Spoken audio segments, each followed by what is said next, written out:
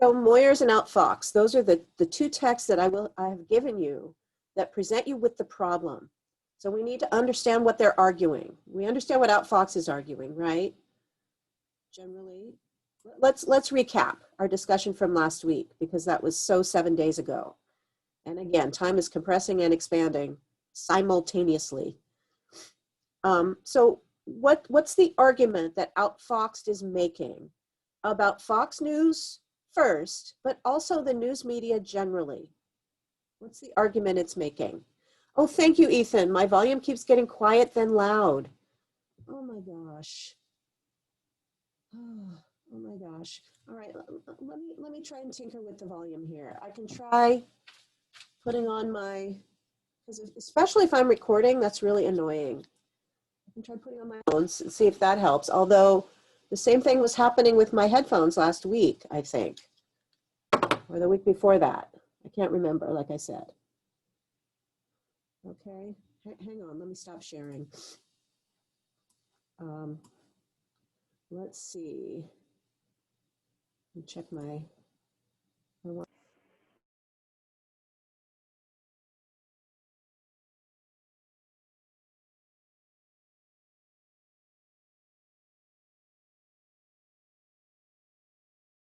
Now, I don't want to be muted. All right, somebody speak to me so I can test my headset. Noah, tell me something. Howdy, hello. Hi there, I hear you. Cool. Sound check complete. Okay. And how's the consistency on the volume now, you guys? Ethan, is it better? Okay, thank you. Thank you for the thumbs up. All righty, let me go back to sharing my screen then. Okay, as I was saying, what's the argument that Outfoxed is making about not just Fox News, but the effect that Fox News is having on the rest of the news media and the issue that that presents for our democracy? What's the argument that Outfox is making? Someone summarize it for me. And you know, let's try raise hands in this class. Right, just to make sure we're not stepping on each other, and then nobody hesitates to speak because they're afraid to step on somebody else. Do you guys know what I'm talking about?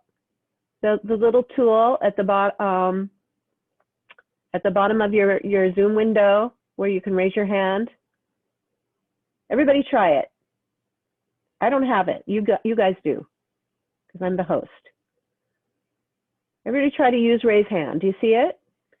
It's in the reactions, which I have. If you don't see it, then click on more. It's where the thumbs up is, I think. Raise hand is one of your options. Do you guys see it? I see the wave. But there's a little hand, it's a little blue hand that looks like this, called raise hand. 2 participants have raised their hands. Okay, good. A couple of you see it. Megan has raised her hand. Both Megans. Okay. If you go under the participants menu, it's in there. Okay, thank you. Thanks, Megan. It's in the participants menu. Now Noah has done it, and Dahlia. Okay, let's try using that and see how it goes. Okay, everybody see it? Everybody got it? Audrey? Do you know what I'm talking about? Cheyenne? Ezra? Taylor? Jose?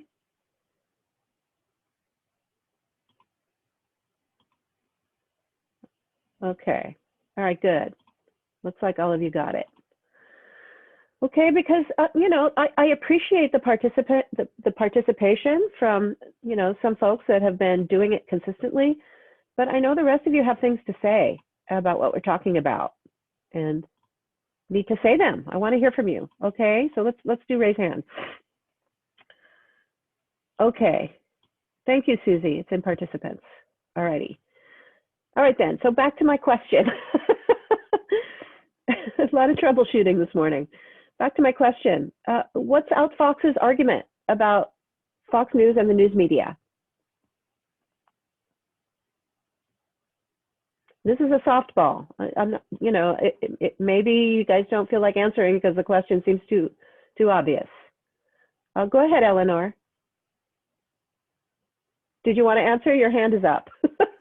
Oh, sorry, I think that was from before. Okay, I can't. never mind. I think the argument, though, is just about essentially a shift in journalism to being opinion pieces that are partisan, and Fox News is essentially poisoning the well with the Fox effect. Okay, good. That's a good summary of it. So that's the argument Outfox is making. Thank you. And we're going to talk about Moyers. Okay, because Moyers is making a very similar argument. Moyers doesn't focus the way Outfox does on Fox News, but he's making generally the same argument. All right, let me see if do I have Moyers in here somewhere? Yes, I do. Or do I have to download it? Oh, it goes to the assignment. Okay, fine. I'll go to the assignment.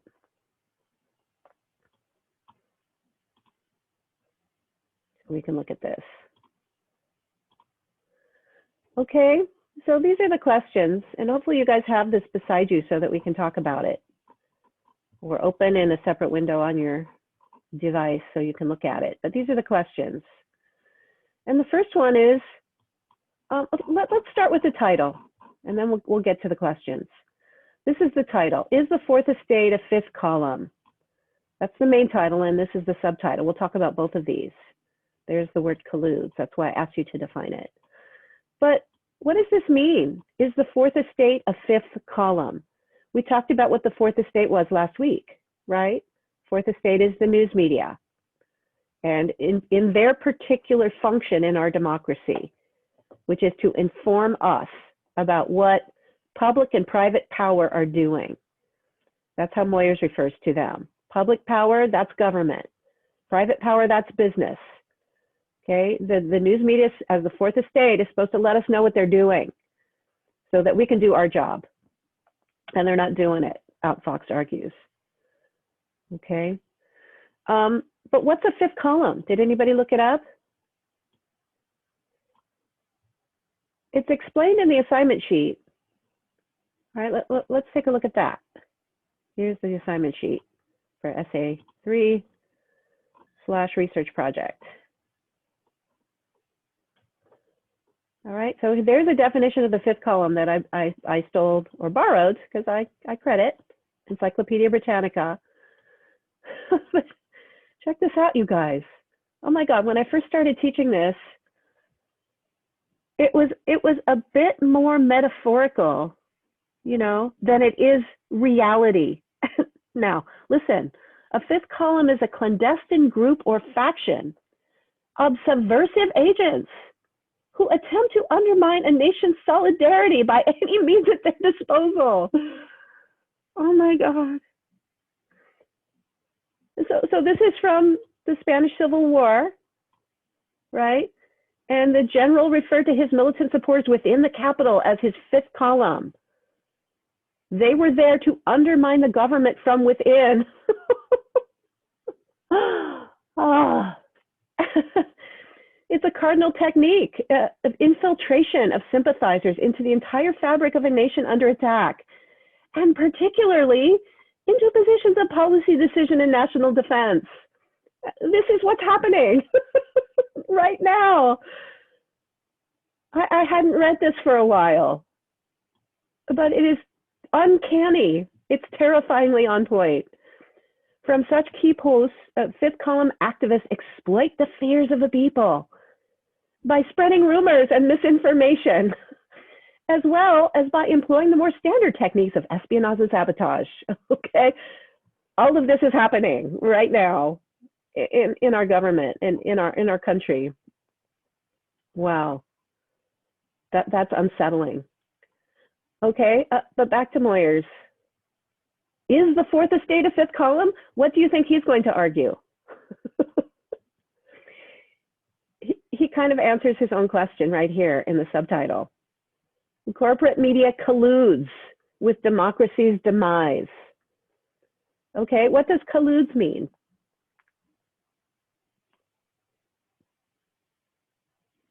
Noah, go ahead. To my understanding, it's collusion is essentially a sort of a grouping up, an organization of people, usually for nefarious means. Isn't nefarious a great word? It's very movie-like. I like it. Flaccid is a good word. Nefarious. Words Yeah. are awesome. I love words. But yeah, to do bad things, that's collusion. Cooperation is you get together to do good things, right? Collusion is you get together to do bad things, right? Remember Donald Trump? No collusion, no collusion. He was accused of colluding with Russian agents to steal the 2016 election. You know, that remains to be seen as far as I'm concerned, whether there was or was not collusion in that case. But Moyers is arguing that corporate media, and he uses the word corporate on purpose, right? That it's a business, as we discussed last week. They're in business. They want and need to make money, right? They're colluding. They're working together to do bad things, to kill democracy. So right off the bat, you can tell that Moyers the argument is very similar to the one Outfox is making. All righty, let's go back to the questions at the bottom of this document. All right, that's what collude means, and that's how it applies to this argument in this article. How does the analogy of the wolf and the Cherokee illustrate Moyers' main point, which we just pretty much identified? This is not just a throwaway. It's not just a cute little story that he tossed in to be entertaining. This matters to the argument that he's making. It's subtle, okay, but it matters. It contributes. In what way? Do you guys remember it? How did you answer that question?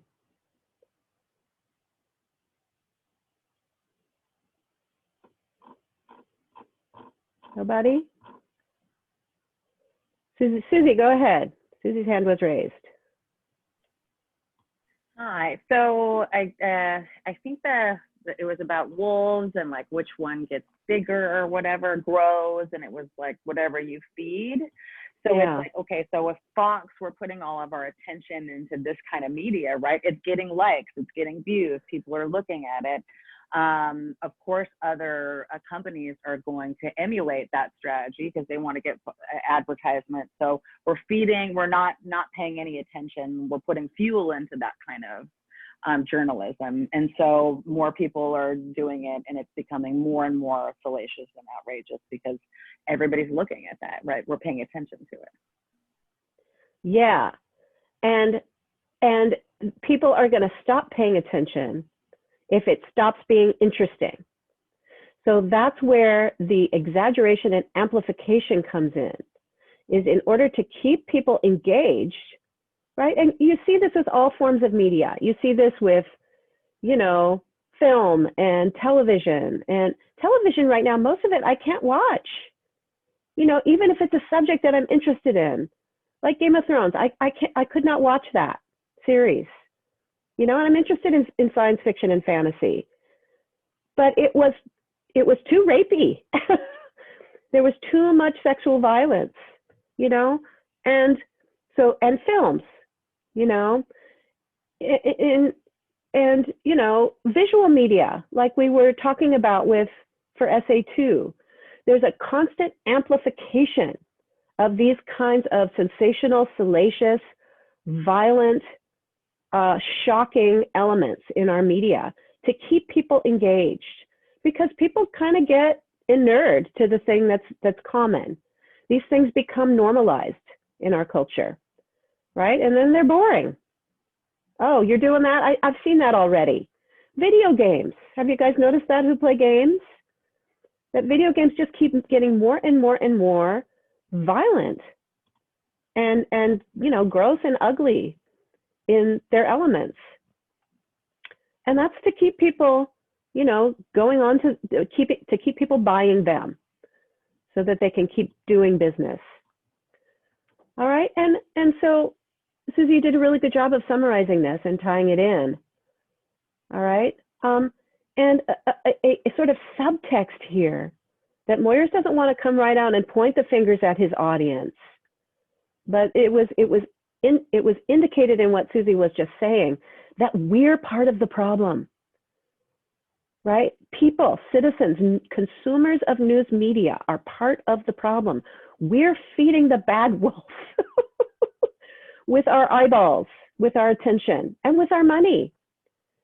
Because guess what, you guys? If advertisers weren't making money off the ads that they put on these shows, that market their shows to advertisers because of all of the people who watch, as we established last week, then the TV shows would, the advertisers wouldn't pay anymore if they weren't selling stuff, right? And then the news media would change because ultimately it wants to make money.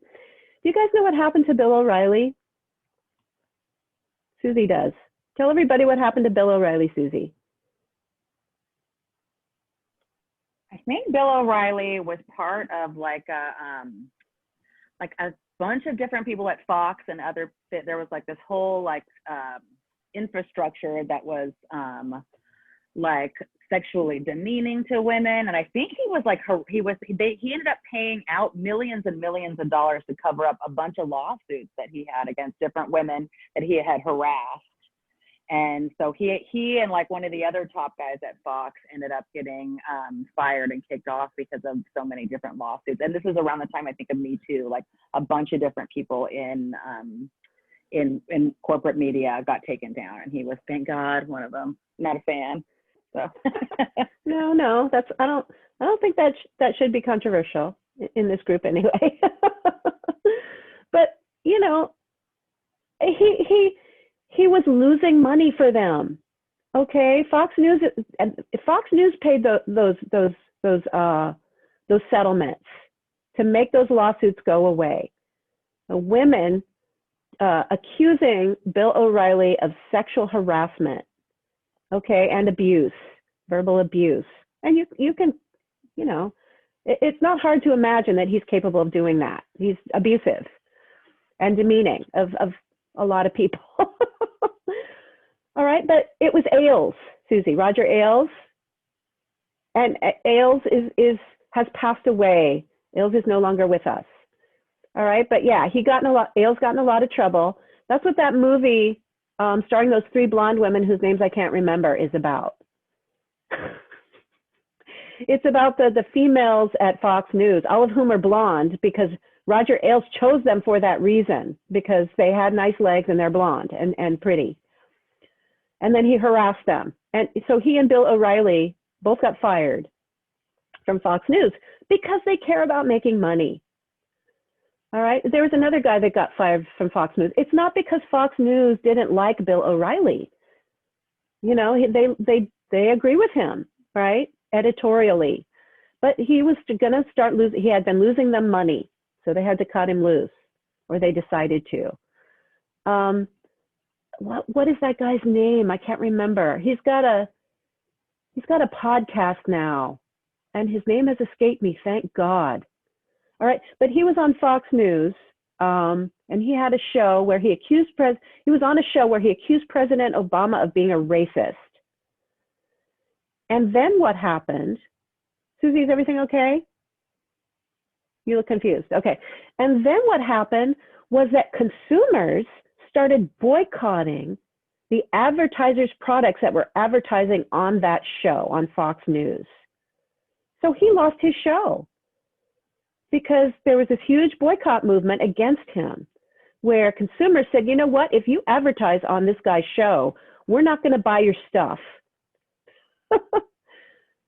So they care about making money. Almost exclusively, although not in terms of Fox News exclusively. They also care about politics.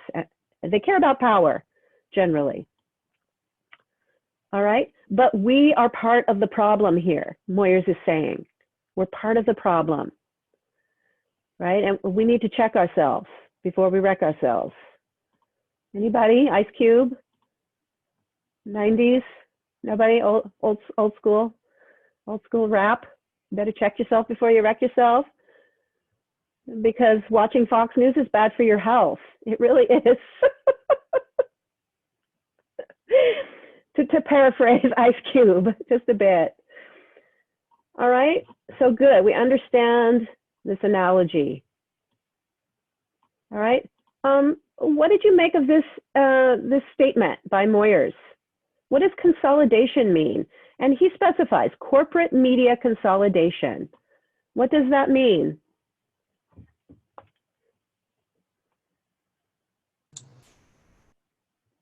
Hands, anybody? Oh, go ahead, Ethan. Thank you for doing hands. Go ahead.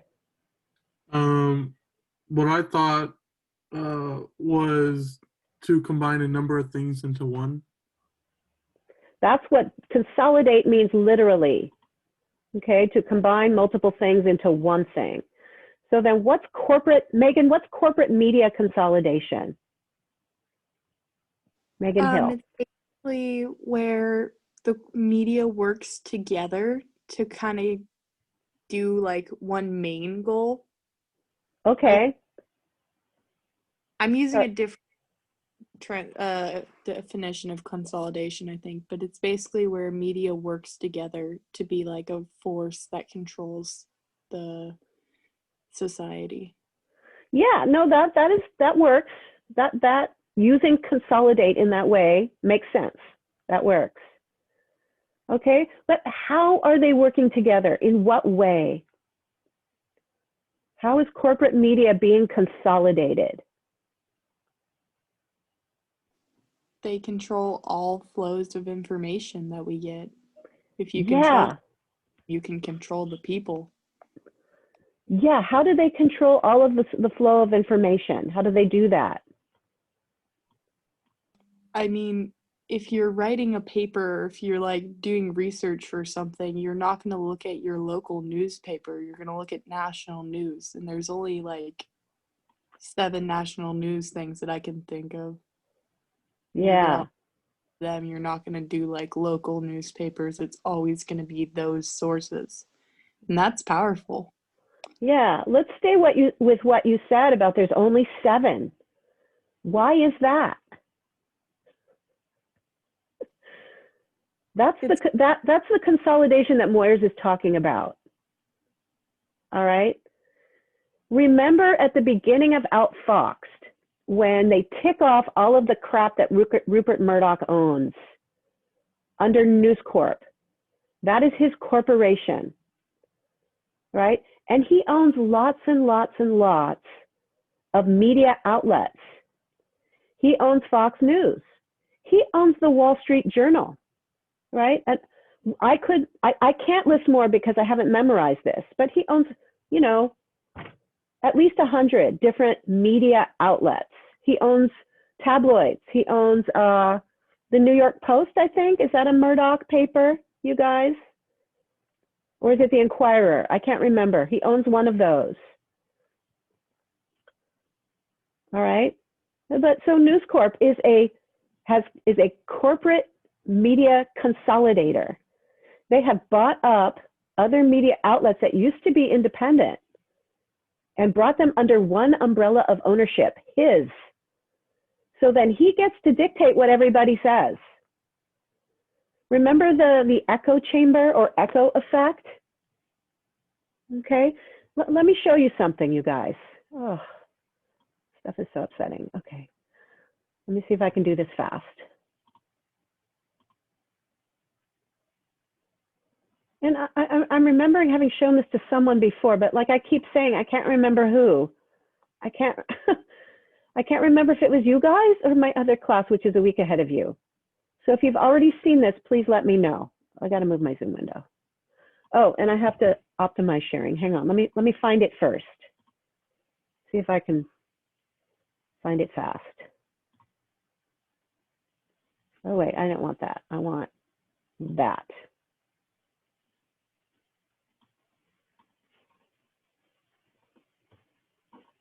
It's not here. Okay, I'll show you that later. Dang it, so awkward. I hate Zoom. I don't want that. I want that. And then I want that. Okay, I think it's in here. Here it is. Okay, This is about corporate media consolidation. All right, these illustrate that concept. What happens when one person or entity owns a bunch of different media outlets? And this is about Sinclair Broadcasting, which is an organization that owns lots and lots of local news outlets. Let's look at how that works. But first, let me fix my sharing to optimize the screen. No, I don't. That's not what I want. I want to share computer sound, optimize. Okay, share. All righty, here we go. It's right here. Hi, I'm Fox San Antonio's Jessica Headley. And I'm Ryan Wolf. Our greatest responsibility is to serve our Treasure Valley communities, the El Paso, Las Cruces communities, Eastern Iowa communities, Mid-Michigan communities. We are extremely proud of the quality, balanced journalism that CBS. Can you guys hear it? I can't hear it. Can you? I Yeah. can hear it. Okay, thank you for responding. News produces. But We are concerned about plaguing our country. The sharing of biased and false news has become all too common on social media. More alarming, some media outlets publish these same fake stories without checking facts first. The sharing of biased and False news has become all too common on social media. More alarming, some media outlets publish these same fake stories without checking facts first. Unfortunately, some members of the media use their platforms to push their own personal bias and agenda to control exactly what people think. And this is extremely dangerous to our democracy. this is extremely dangerous to our democracy. This is extremely dangerous to our democracy. This is extremely dangerous to our democracy. This is extremely dangerous to our democracy. This is extremely dangerous to our democracy. This is extremely dangerous to our democracy. This is extremely dangerous to our democracy. This is extremely dangerous to our democracy. This is extremely dangerous to our democracy. This is extremely dangerous to our democracy. This is extremely dangerous to our democracy. This is extremely dangerous to our democracy. This is extremely dangerous to our democracy. This is extremely dangerous to our democracy. This is extremely dangerous to our democracy. All right. So these people were given a script to read from by their corporate overlords. You know, I'm joking, but then again, I'm not. It's like they're bots, right? And they're all repeating the same thing. And they're not wrong about fake news being a problem, of course, but they're not talking about the mainstream news media. They're talking about social media. They're talking about the liberal media being the problem with fake news. That's the subtext of what they were saying. Because the owner of Sinclair Broadcasting is a conservative, a Trump-supporting conservative. We need to distinguish between those two things. Not all conservatives are Trump conserving, Trump supporting. All right, so that's corporate media consolidation in action. That's what you just witnessed. And I find it pretty terrifying. Glenn Beck, that's right, Susie. It was Glenn Beck, right? That was the guy. And he had his blackboard onto which he drew all kinds of crazy conspiracy theories, right? And Megan is asking, has Fox News always been a bad source? Since its inception, it has, Megan. Fox News was created by Rupert Murdoch and has always had a conservative bias. It's gotten worse, okay, but you can go back to its beginning and watch programming of its coverage of Bill Clinton, for example. Fox News coverage of Bill Clinton versus its coverage of George Bush, and you can see that there's a clear conservative bias on that network. All righty, let me go back to sharing my screen with you. And this time I will not optimize. All right, and then there's an article about this. And this is the script. And this explains the context here for this story. All right. But you can take a look at these sources if you want on corporate media consolidation. And there's a bunch more here that if we were in class, I would share with you, but it just doesn't. This is pretty hilarious. I think this is what I put in the intro to the class on the front page. I think this is that clip. Filter bubbles. So this is the ideological silo. It's a similar concept, filter bubbles, where people are only getting information that they already agree with. And they have sought this out. They have created these silos and these bubbles for themselves through their choices on social media. Social media really facilitates people walling themselves off from competing viewpoints. And here's some fact-checking sites. All right. Oh, this is funny. This is old. I can't play it for you because it's very profane. This is the uncensored version. And if you know Dave Chappelle, it gets pretty raunchy. Okay, and here's a news literacy glossary. Just a quick tour of that site if you guys want to look at it yourselves. All right, but back to business here. Where were we? Oh, we were talking about Moyers and corporate media consolidation. Okay, let me move my Zoom window over and make it more narrow. Okay, so that's what it is, and Moyers says it's bad, right? What does corrosive mean? Go ahead, Ethan. To break down or deteriorate. Yeah. So we don't want that. We don't want our news media to be a corrosive social force. It is destroying our society. You guys know acid, rust, right? These are corrosive agents. If you spill acid on a table, it will start to eat away at your table surface until it makes a hole in that, right? And Moyer says that the way corporate media has consolidated under single umbrellas of ownership, Viacom, you guys, is a huge multimedia corporation. It owns lots and lots and lots of different kinds of media. Comcast is a huge, look, just Google Comcast. If you guys get your internet from Comcast, go look at everything they own. And then think again about net neutrality. You know, they haven't put that into force yet. The Trump administration did away with net neutrality. I hope you guys know what that is because I don't have time to go into it. But they're going to start using that power, that new power that they have, okay, if they can, to get more money out of the people to whom they provide internet service. And they own lots and lots of media outlets. So they have a lot of power in our society because their voices can be very loud. All right, and Moyer says it's bad because it robs the people of their voice in public affairs, right? If corporate media is controlling, okay, discourse in our culture, then it is virtually impossible for us to participate. Okay, we'll come back to that. All right, when we talk about how Moyers feels about the internet. And it pollutes the political culture because it turns debates about profound issues into shouting matches. And we saw that in Outfoxed. People just yelling at each other. What do you guys do when you're trying to learn something and people just start yelling at each other? Whether it's on the TV or in your house. You just leave, check out, right?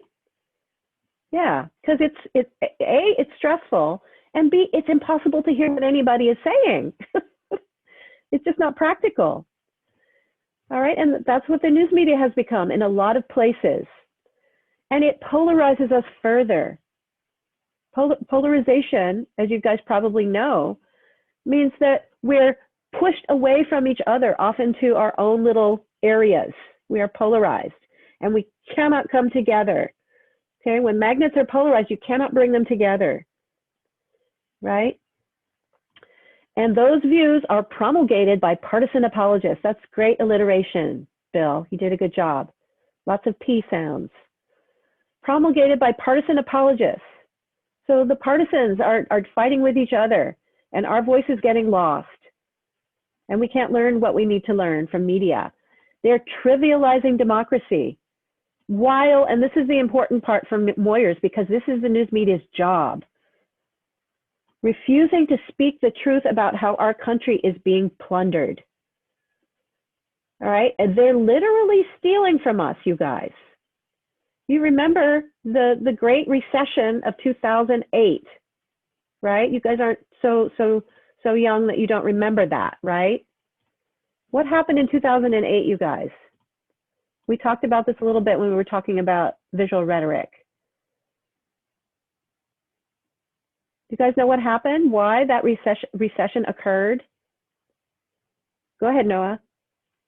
I don't fully understand it, but I know there was some very large fraudulent investing and banking going on a ridiculous scale, and it all sort of caved in on itself, and as a result the whole country kind of came down with it. Yeah, that's basically it. Okay, is financial corporations, okay, not operating in an honorable way with people's money.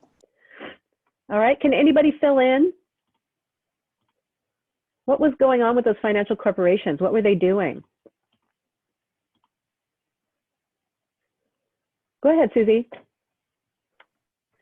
So they were giving people with terrible credit, basically it was mostly around the real estate industry, they were giving people with terrible credit loans, and they would be bundling these loans and selling them as like A+ loans, basically. And then they were betting, short selling, that they would default. It's kind of a complicated system, but it's completely legal and is still legal to this day, still legal for them to do this. So they were basically, you know, giving people loans who shouldn't have gotten loans from in the first place. And then, so they would default, and then that's what started like this big crumbling nature of the economy. And so a ton of people lost their homes, and a bunch of other things happened after that. But yeah, basically giving people these loans and then saying that they were A loans when they were really garbage loans. Yeah, they packaged the bad ones with some good ones and then sold them to third parties. It was really, really, really shady, you guys. And they knew what they were doing. They were making buckets of money. And some of those organizations, you know, took a hit because of that. But they bounced back really fast because the government bailed them out. You know, and you know, the Bush administration started the bailout because the crash started in that administration, and the Obama administration continued with it because the whole economy depends on these organizations to be strong and healthy.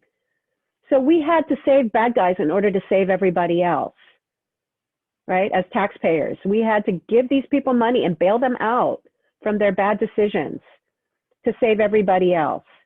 But Susie's right. Lots of people lost their homes. People lost their retirement accounts. People that were part of when these financial organizations crashed, they lost their retirement accounts. You know, they lost their jobs because businesses failed as a result. It was huge. And those people came out on top. All right. They took a bunch of old people's retirement accounts. They stole them, arguably. They plundered. That's what Moyers is talking about. Okay, he was prescient. This had not happened yet when he wrote this piece. All right, he's talking about a different kind of plunder, which we'll get to in a minute. But it's all of a piece, right? And there's the public and private power that I was talking about, right? Both of which need to be held accountable by the news media to us, right? It's our democracy. It's we the frickin' people. Sorry. It's our democracy. We're the bosses. They work for us, or they're supposed to. So we need somebody to tell us what they're doing. That's the news media's job. But instead of doing that, Moyers is arguing that they're aggregating their interlocking interests. What does that mean, you guys? What does Moyers mean by that language?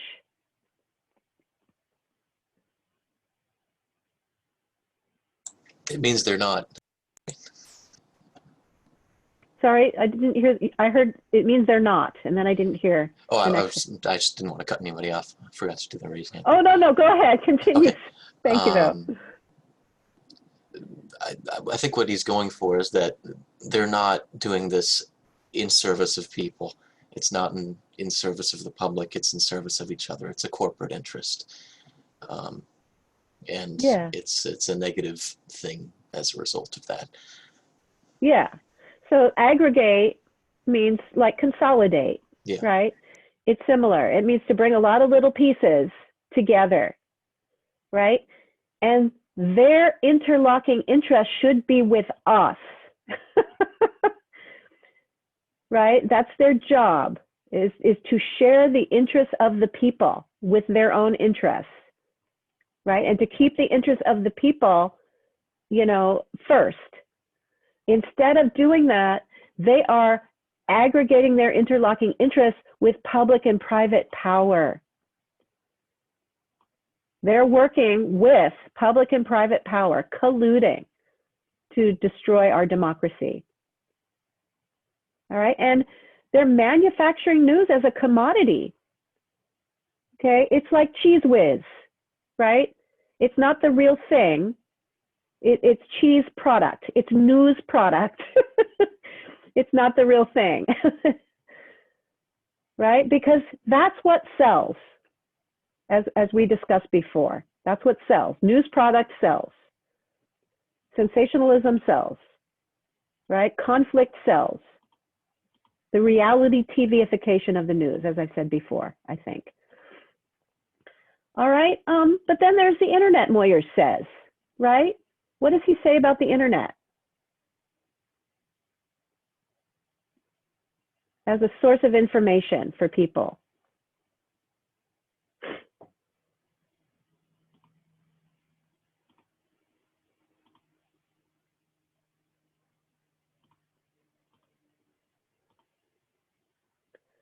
Let me call on some other folks we haven't heard from yet. Let's see, Audrey. I haven't talked to you lately. What is Moyers' view of the internet?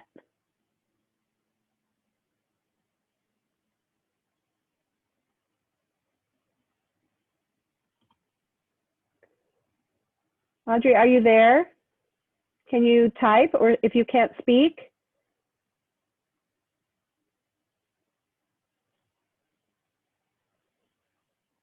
Let me know you're there, Audrey. If you don't know the answer to the question, just say, I don't know. That's fine.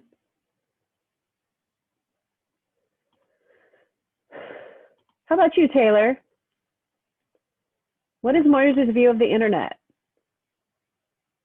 I'm pretty sure he saw it as, how do I explain this?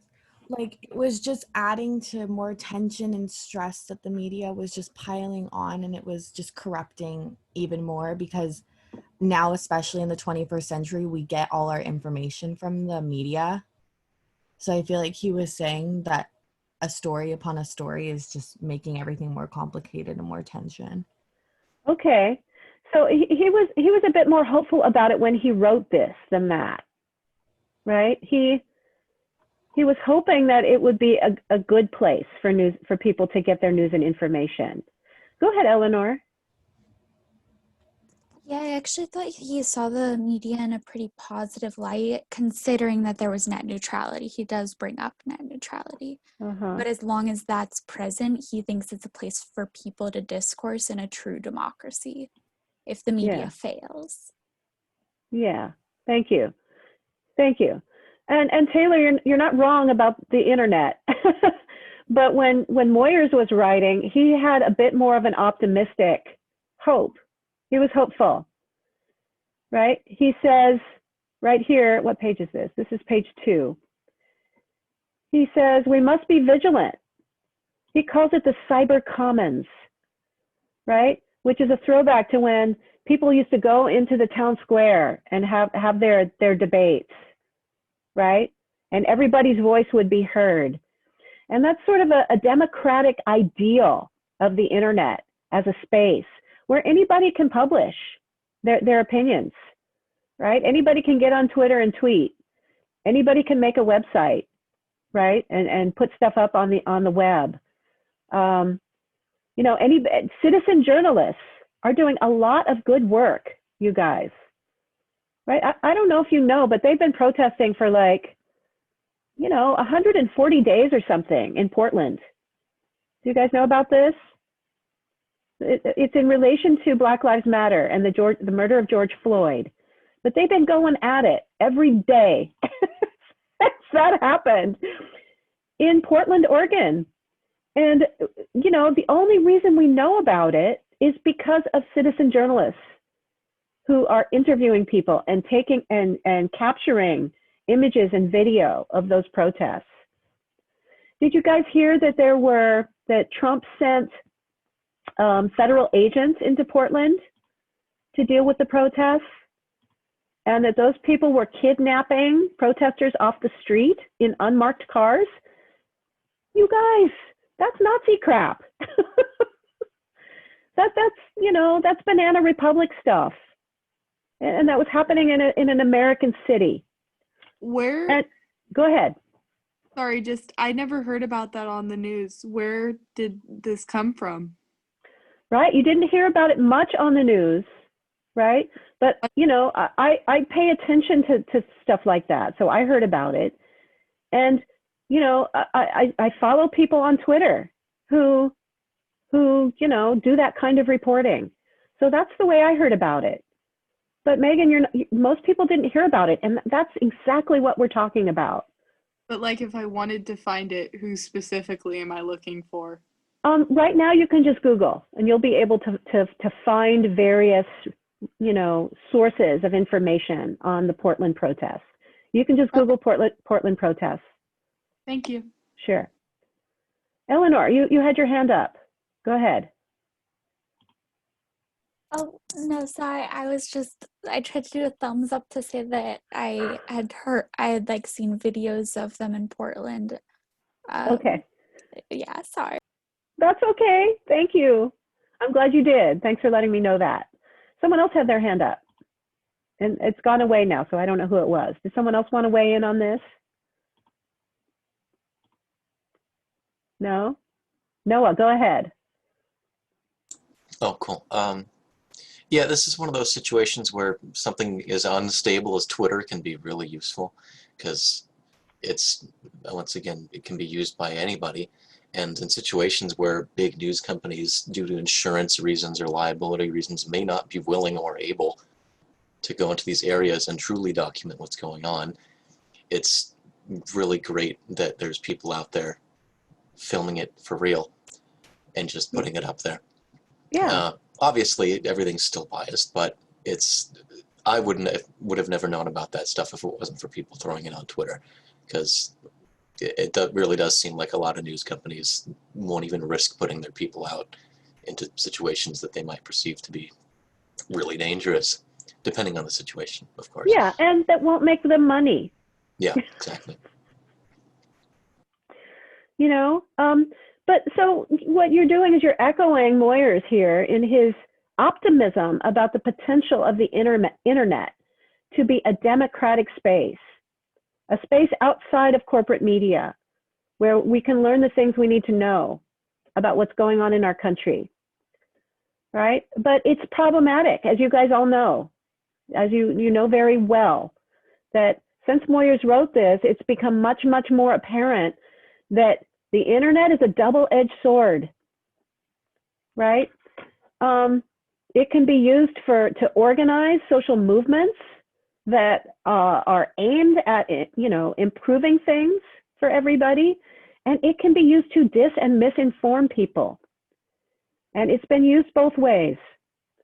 So what that means is that we all have to become savvier consumers of information.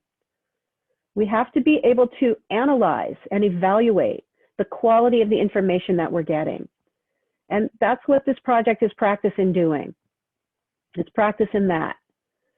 Okay, but here Moyer says, wherever the internet flows on PC, cell phones, and mobile devices, and very soon, new digital television sets.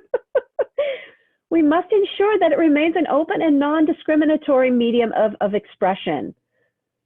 And I guess it still is, but that's problematic. I mean, anybody can put stuff on the internet, and that's a problem. Okay, because some people do not mean well by the things they put on the internet. Alrighty? Okay, where are we going here? What's next? What's next? What's next? And how's the time? Okay, good, good. I'm clocking the time, you guys. I'm not gonna blow it, I promise. I respect your time, and I was mortified that I kept you over twice. Okay, what is Moyers' example of what happens when the Fourth Estate fails to uphold its function in a democracy? Because this is not just academic, you guys. This is not something that we talk about in, only something that matters to people who want to, get into the weeds and analyze stuff that doesn't really have any impact. Okay, this has a real impact, a real life impact on real people and their lives. So what's Moyers' main example of that impact?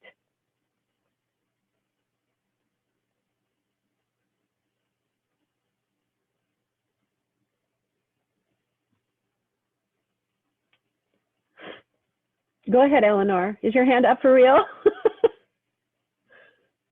I didn't think it was up. No? Okay. Let lower your hand. Okay. Now Eleanor's hand is down.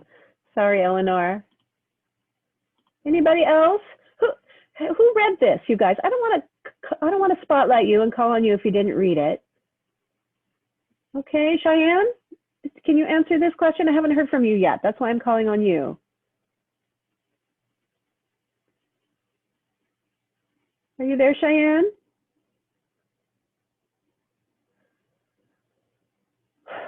Just let me know if you're there, Cheyenne. Sorry, hang on. Cheyenne, are you there? Okay. Professor, are you calling me? No, Shanglin, sorry. I was calling Cheyenne. Okay, sorry. But do you know, Shanglin? Do you know what Moyers' example is?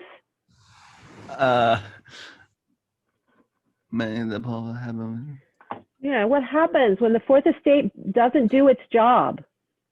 What happens to our democracy in the U.S.? What's his one example? Fox News? Fox News is one thing that happens, yeah. But that's not Moyers' example. That's okay. This is his example. Right here. Iraq. Because as I hope all of you know, the United States invaded that country that did not attack us. Okay, generally speaking, the only legitimate reason for one country to invade another is if that country has attacked us, right? Or attacked an ally, as was the case in the first Gulf War. That was the first Bush administration's rationale for invading Kuwait, was that, no, who did they invade? I can't remember now. Oh, it was Iraq. It was Iraq that had invaded Kuwait, and the Bush administration just threatened them, right? They didn't. Did they? Oh, they did. They went in. That's right. Gulf War I was Bush one, and then Bush II invaded Iraq again, and their rationale was they have weapons of mass destruction. Is this ringing a bell, you guys? WMD. Okay. But so that was a costly war that the U.S. waged against Iraq during the Bush W administration. Right? And they lied, you guys. The Bush W administration lied to the American people because, believe it or not, the American people have power. That's why they work so hard to mislead us, because we have power.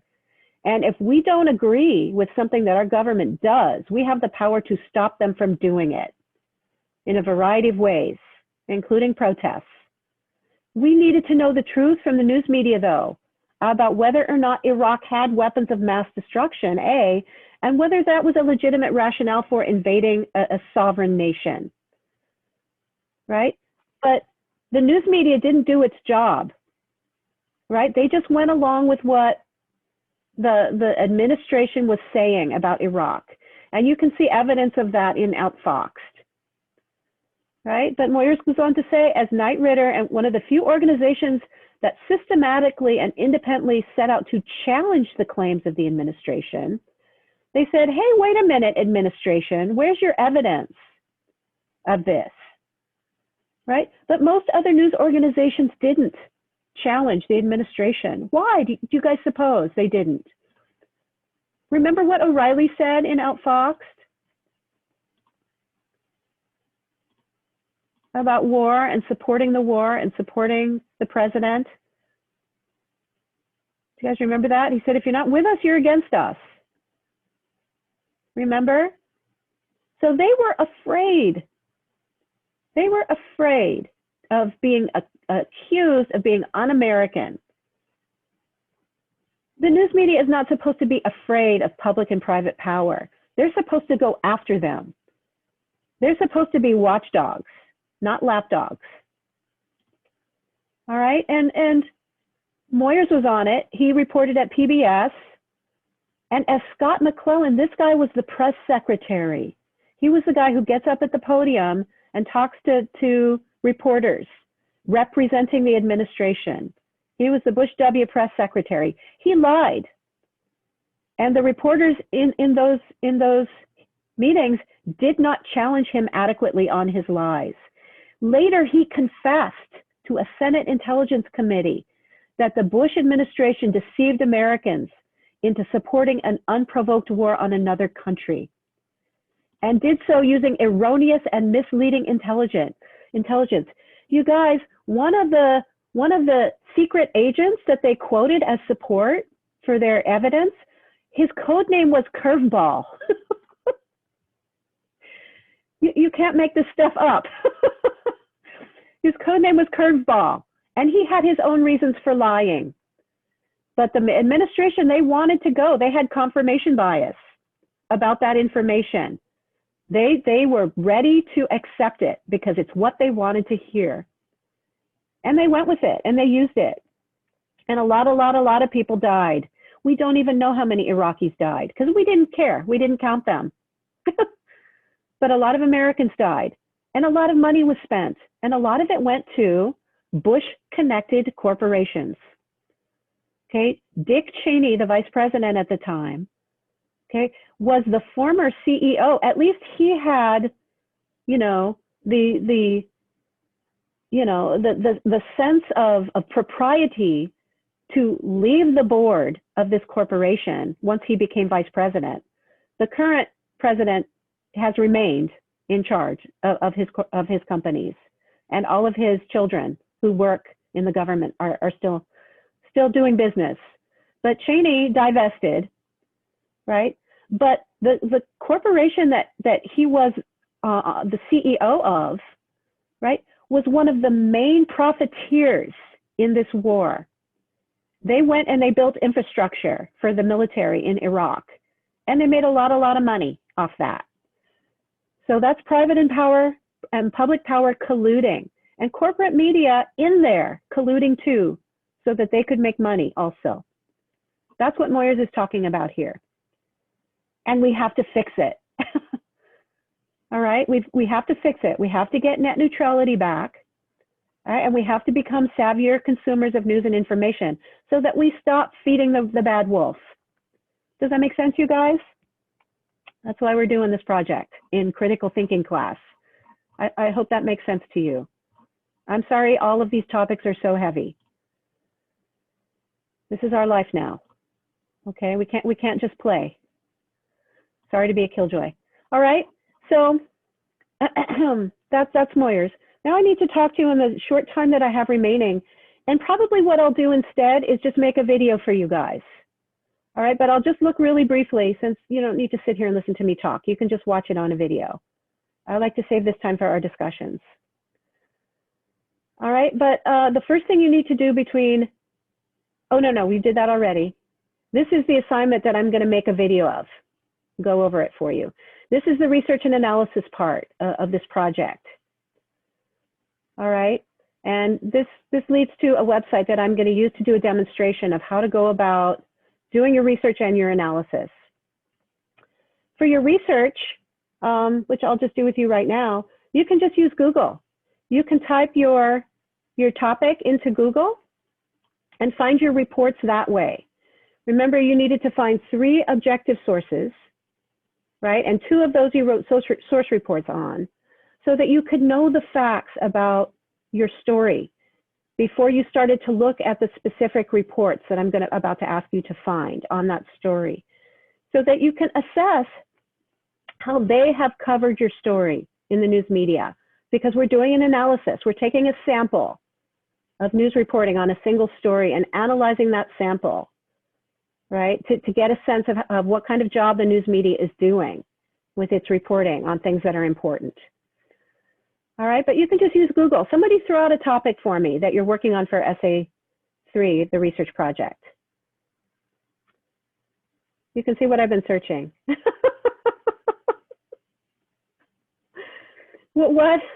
What's your topic?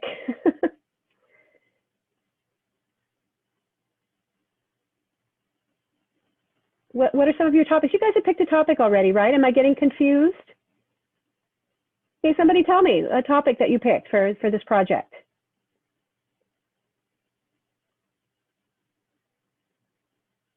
Go ahead, Taylor. I picked the Supreme Court Justice Confirmation. Okay, good one. I remember that. Let's see, Amy, Coney, Barrett. Let's just start by searching her and see what happens, okay? Let's search her. Let me move my Zoom window over and see what happens. Okay, there's the BBC, but that's not what we want. We want US news organizations. This is a British broadcasting. Okay, so for this part of it, we want US news media organizations. Here's an NPR story. Let me show you. Oops, that's the wrong class. This is the right class. Where's the assignment? Here it is right here.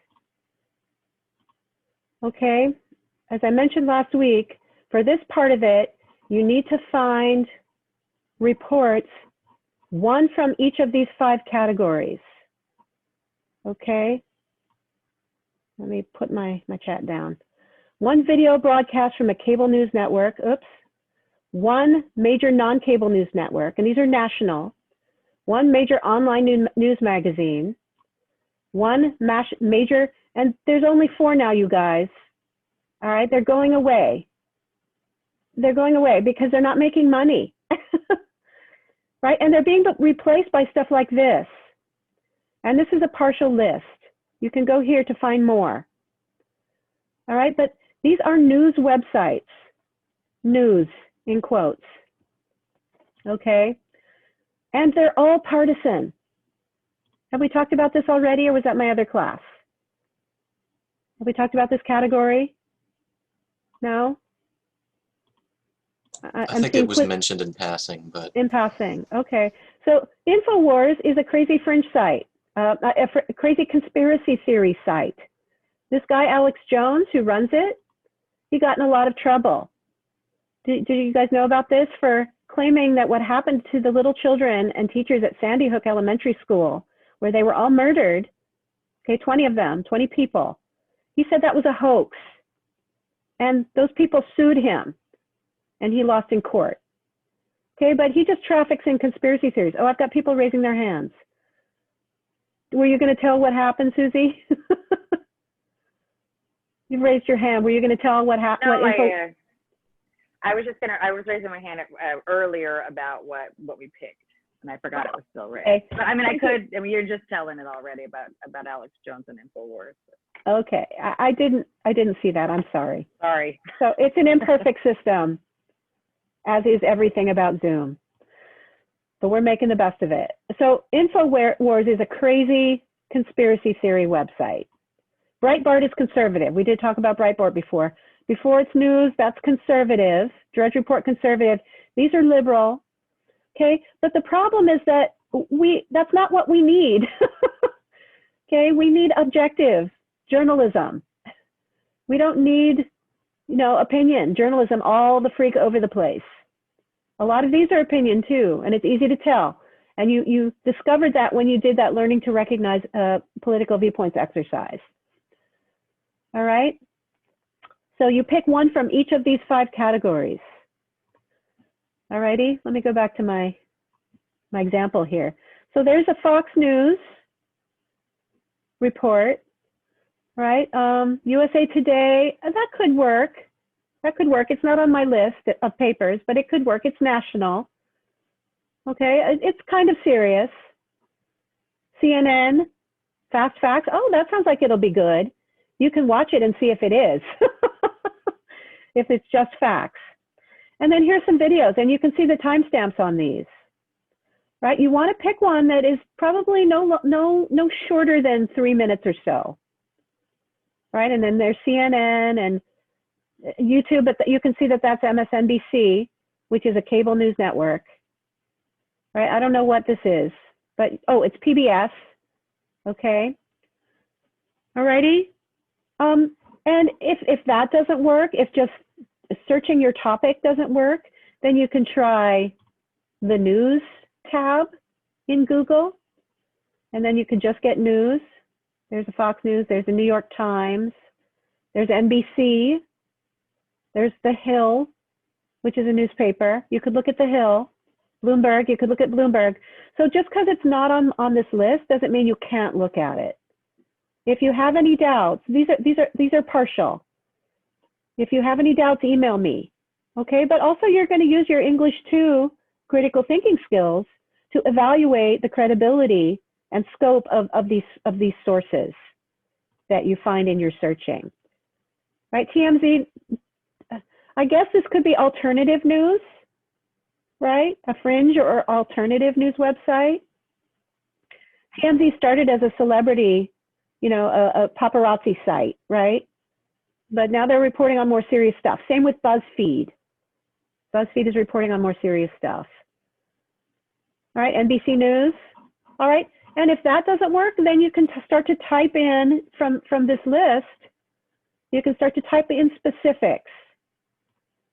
All right, if none of that works in searching, you can do NBC or CNN, right? And then you can just get NBC programs coverage of her, right? And you can do videos also, right? Because don't pick the long one. That's the whole hearing.